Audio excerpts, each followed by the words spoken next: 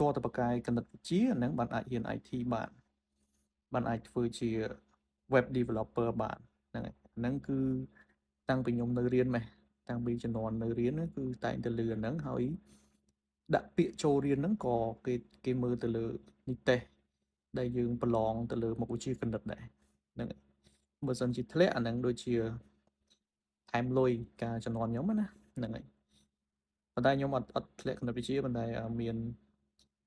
មិត្តភ័ក្តិដែលគាត់រៀន IT ហើយគាត់ប្រឡងទី12ធ្លាក់គណិតវិទ្យាអញ្ចឹងណាអញ្ចឹងវាជាសំណួរដែរហើយខ្ញុំក៏មានយោបល់នៅក្នុងរឿងហ្នឹងដែរកាលមុនក៏មិនយល់ដែរប៉ុន្តែពេលដែលយើងប្រឡូកក្នុងការងារវាច្រើនឆ្នាំមកហើយក៏យល់ថាមានកំណត់អីដែលទៅលើគេនិយាយថាត្រូវទៅចេះគណិតវិទ្យាហ្នឹងដើម្បីរៀន IT ដើម្បីក្លាយជា programmer developer អញ្ចឹងទៅអញ្ចឹង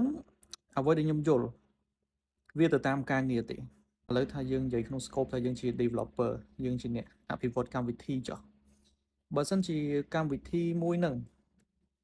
គ្រាន់តែតម្រូវការងារទូទៅទេអាហ្នឹងគឺយើងអាចធ្វើបានហ្នឹងហើយប៉ុន្តែបើកម្មវិធីខ្លះទាមទារឲ្យយើងមានការគិតជ្រៅហ្នឹងហើយមានការគិតស៊ីជម្រៅអាហ្នឹងគឺវាទាញទៅដល់គណិតវិទ្យាអញ្ចឹងបើត្រឡប់ទៅសំណួរវិញថាឥឡូវធ្វើបានមិនបានខ្ញុំគិតថាធ្វើបានទាំងអស់ប៉ុន្តែវាអាស្រ័យទៅលើកម្រិតការងារដែលយើងនឹងត្រូវធ្វើទៅថ្ងៃមុខហើយនឹងភាពប្រកែរបស់យើងរៀនអ្វីដែលថ្មីរៀនបានមកលឿនអត់ចឹងណាព្រោះថាគណិតវិទ្យាបើយើងធ្លាប់រៀនធ្លាប់ឮគ្រូនិយាយប៉ុន្តែយើងមិនយល់ថាម៉េចណាគឺគាត់និយាយថាគណិតវិទ្យាគឺវានៅក្នុងជីវភាពរបស់យើងរស់នៅរាល់ថ្ងៃហ្នឹងក្នុងការរស់នៅរបស់យើងហ្នឹងវាមានគណិតវិទ្យានៅក្នុងហ្នឹងដែលវាអាចជួយសម្រួលដល់ការងារដល់ការគិតរបស់យើងដល់ការសម្រេចចិត្តរបស់យើងចឹងទៅតាមគំនិតរបស់ខ្ញុំដែលយល់ពីរឿងហ្នឹងណាទោះបីជាយើងបកកាយគណិតវិទ្យាប៉ុន្តែអាការថ្លឹងថ្លែងថាយើងបកកាយហ្នឹងវាមិនចេញពីសាលាមកយើងអាចថាយើងបកកាយធ្វើលំហាត់ជាមួយគ្រូយើងប្រឡងទៅបានបន្ទូលល្អអាហ្នឹងយើងរាប់ថាយើងបកកាយគណិតវិទ្យាដែរហ្នឹងហើយមួយទៀតអ្នកដែលធ្វើលំហាត់មិនបានល្អគាត់រាប់ខ្លួនគាត់ថាខ្ញុំមិនបកកាយគណិតវិទ្យាទេអញ្ចឹងខ្ញុំរៀន IT មិនកើតទេខ្ញុំធ្វើជា developer អត់កើតទេអញ្ចឹងណាអញ្ចឹងខ្ញុំសូមឲ្យគិតអញ្ចេះវិញអ្វីដែលនៅក្នុងការងារត្រូវការនៅក្នុងជីវិតប្រចាំថ្ងៃត្រូវការឬក៏តាមក្រុមហ៊ុនឬក៏តាមសាលាខ្លះដែលគេធ្វើតេស្តគឺគេធ្វើតេស្តទៅលើលំហាត់ logic បានន័យថាគេចង់ឲ្យយើងនឹងមិនមែនបកកែរូបមន្តទេមិនមែនបកកែតែរូបមន្តទេរូបមន្តយើងអាចចាំបានសម្រាប់ជួយយើងនៅក្នុងជាលក្ខណៈមូលដ្ឋានប៉ុន្តែអាមូលដ្ឋានធំបំផុតដែលគណិតវិទ្យាជួយយើងឬក៏ថាយើងវាស់ស្ទង់ខ្លួនឯងដែលយើងបកកែគណិតវិទ្យាហ្នឹងគឺយើងបកកែក្នុងការគិតស៊ីជម្រៅហ្នឹងហើយគិតទៅលើ pattern គិតទៅលើលំនាំគិតទៅលើចំណោទយើងមានសមត្ថកម្មអីគេខ្លះហើយយើងចាប់ចំណុចនីមួយៗនៅក្នុងអ្វីដែលគេដាក់លំហាត់មកឲ្យយើងឬក៏ការងារដែលយើងជួបហ្នឹងតើយើងចេះទាញវាយ៉ាងម៉េចដើម្បីមកដោះស្រាយបញ្ហាហ្នឹងហ្នឹងហើយ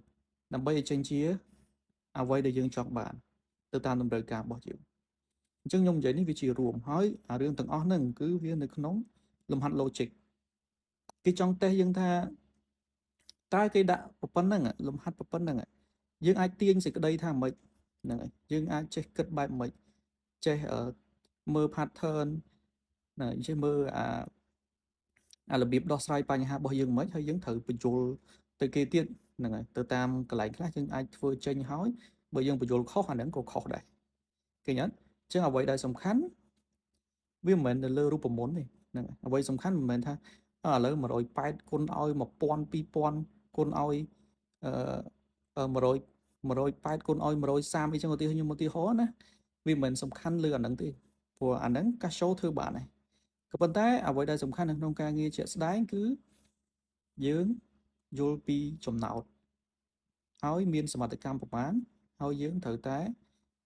ចងវាចាប់វាហ្នឹងហើយដាក់លក្ខខណ្ឌហើយយើងមានតក្កវិជ្ជាហ្នឹងហើយអាក្នុង លក្ខខណ្ឌមួយនេះយើងគួរតែធ្វើមិនចឹងទៅ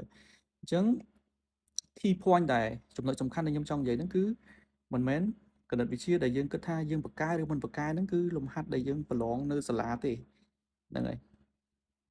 នៅសាលាខ្ញុំអត់ហ៊ានបកស្រាយថាវាយ៉ាងម៉េចទេប៉ុន្តែបើទោះជាយើងប្រឡងមិនទាន់បានល្អក៏ដោយយើងត្រូវ check ត្រូវពិនិត្យឡើងវិញថាបើយើងបកកែ logic ហ្នឹងណាគឺយើង see point សម្រាប់ថាយើងចង់ទៅរៀន IT ចង់ធ្វើការពាក់ព័ន្ធមួយ developer ធ្វើ software ធ្វើអីចឹងទៅអត់មានបញ្ហាទេហ្នឹងហើយឲ្យតែយើងមានការគិតស៊ីជម្រៅបកកែដោះស្រាយបញ្ហារៀនបានលឿនអ្វីដែលយើងបានឃើញហ្នឹងយើងចាប់បានលឿនអាហ្នឹងបកកែហ្នឹងហើយបើយើងចង់ខ្លាយជាអ្នកដឹកនាំគេយើងមាន leadership នៅក្នុងខ្លួនមាន soft skill ល្អនៅក្នុងខ្លួនអាហ្នឹងវាកាន់តែល្អកាន់តែទៅមុខអញ្ចឹងណាខ្ញុំមានតែប៉ុណ្្នឹងទេសម្រាប់បើសិនជាយើងគិតថារាំងស្ទះខ្លួនឯងដោយសាររឿងមុខវិជ្ជាគណិតដែលយើងប្រឡងមិនជាប់ឬក៏សង្ស័យថាត្រូវតែចេះគណិតខ្លាំងឬក៏ធ្លាប់ឮពីគេមកថាត្រូវតែបកកែគណិតបកកែអីហ្នឹងកែលោយើងថ្លឹងថ្លែងខុសអញ្ចឹងអាចយកអ្វីដែលខ្ញុំបកស្រាយនឹងពិចារណាមួយទៀតអញ្ចឹងណាហើយរឿង logic ហ្នឹងណាมันសំខាន់តែរឿងយើងក្នុងអាជីពជា IT ទេនៅក្នុងជីវិតការងារយើងរាល់ថ្ងៃដោះស្រាយបញ្ហាផ្សេងៗក៏ដោយគឺវាត្រូវតែមានអាហ្នឹងហើយត្រូវមាន logic ហ្នឹងហើយបើយើងបកកាយអាហ្នឹងគឺ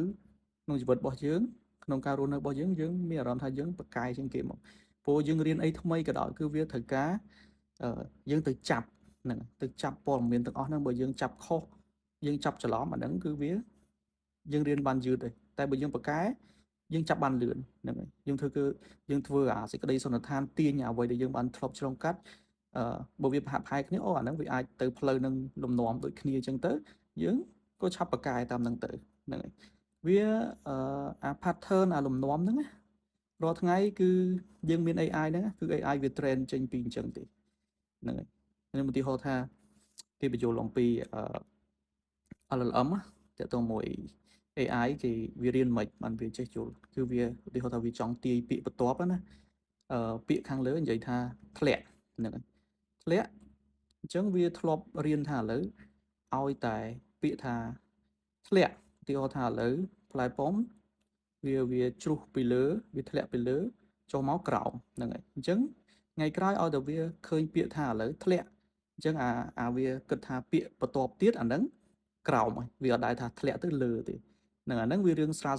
វាជាលំនាំស្រាលមួយដល់ពេលវាធ្វើបែបហ្នឹងស៊ីជម្រៅទៅលើរឿងអីផ្សេងទៅក៏វាបានជាខ្លាំងដូចរាល់ថ្ងៃអញ្ចឹងទៅហ្នឹងហើយគេកែកំវាបន្ថែមទៀតអញ្ចឹងទៅវាខ្លាំងដូចរាល់ថ្ងៃអញ្ចឹងទៅអញ្ចឹងវាជាលំនាំនៃគូក្បាលរបស់យើងរៀនហើយ AI គឺវាធ្វើទៅតាមមនុស្សដែលបង្កើត AI ហ្នឹងគេធ្វើ